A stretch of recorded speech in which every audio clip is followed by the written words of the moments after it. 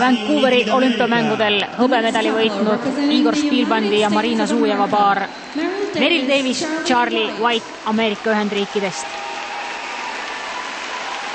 Nende treeningkaaslased, olümpiavõitjad Tessa Virtue ja Scott Moir on ette uisutanud summa 44,13 punkti. Hooajarekord on sellel Ameerika paaril 41 punkti.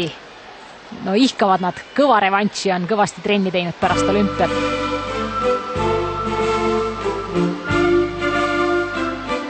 Davis White ja kuldne valss.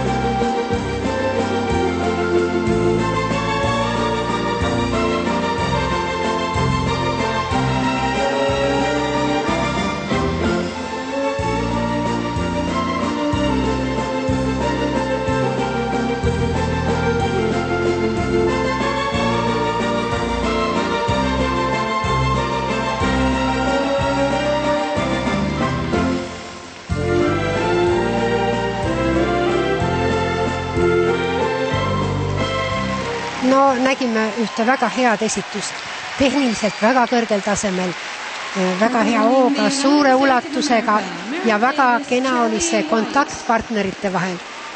Nad natukene teises võtmes kui Kanada paaril, kuid mitte sugugi halvem. No eks näeb, kuidas kohtunikud otsustavad, vahe on küllaltki väike, sest mõlemad paarid on tehniliselt väga head. Ja ka tõlgendused on head, kuigi nad on teatud mõttes erinevad. Ja kui see Kanada paari valss oli nagu rohkem kõrgele õhku suunatud, siis nemad mängisid just selle partneri vahelise suhte peale rohkem.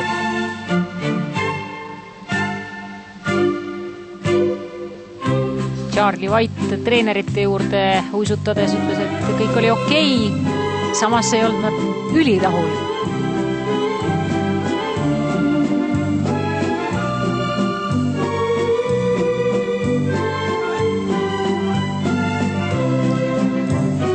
Valss on nagu natuke intiimsem.